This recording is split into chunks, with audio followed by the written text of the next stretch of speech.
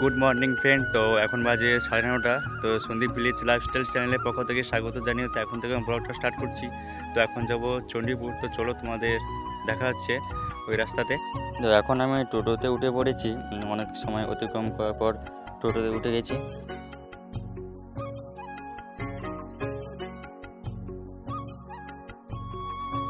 তো টোটো থেকে নেমে পৌঁছে গেছি চণ্ডীপুর মার্কেটে। তো ওখানে একটু দরকার আছে।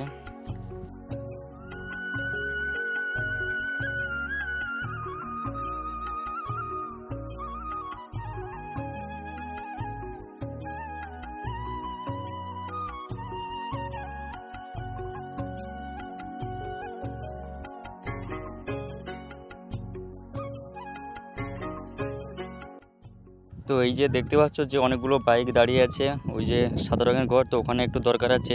তো তারপরে দরকার মিটিয়ে, কাজ টাজ মিটিয়ে তো বাড়ি ফেরার রাস্তায় চলছি।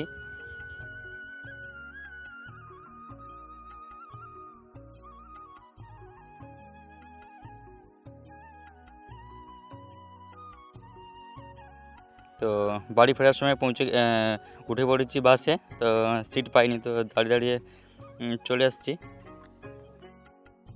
তো বাস থেকে নেমে সাইকেল স্ট্যান্ডে ছিল, তো স্ট্যান্ড থেকে নিয়ে তো সাইকেলে করে আসছি আস্তে আস্তে সেই গ্রামীণ রাস্তায়, ঢালাই রাস্তা।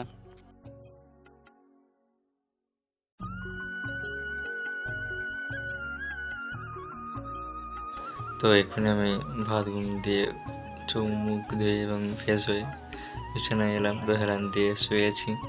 তো এবার একটু ঘুরতে যাব বা বাড়ির দিকে যাব। তো চলো তোমাদের দেখাচ্ছি। তো এখন একটু যাব তথ্যমূলক কেন্দ্রে, তো টাকা তুলতে যাব কিছু। তো চলো তোমাদের।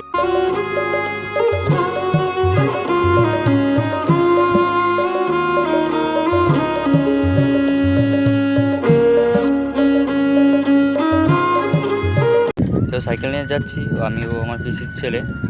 আস্তে আস্তে পৌঁছে গেছি রূপকথায়। সেই রূপকথা যে আগের ভিডিওতে তোমাদের দেখিয়েছিলাম, সেই রূপকথা অনেক রকম গিফট, স্টেশনারি এবং সব কিছু গহনা পাওয়া যায়। তো এই বায়োমেট্রিক দিয়ে টাকা তুলতে এসেছিলাম এই রূপকথাতে। এখানে এটিএমেরও ব্যবস্থা থাকছে, অনেক রকম ফ্যাসিলিটিও আছে। তো চলে এসেছি তথ্যমূলক কেন্দ্র থেকে। তো এই বেঞ্চে একটু বসবো, তো তারপর একটু সময় আড্ডা দিয়ে চলে যাব। তো বর্তমানে আমি একাই এখন বসে আছি। তো তারপর দেখি তো পরপর কে আসে তারপরে। তো বর্তমানে আমি এখন একাই। তো এখন দেখছো যে রোদ পড়ে গেছে, তো সূর্য ডুবু ডুবু অবস্থায়। তো সূর্য এখন দেখা যায়নি। তো ওই যে কলা গাছগুলো আছে, তো ওদের আড়ালে আছে।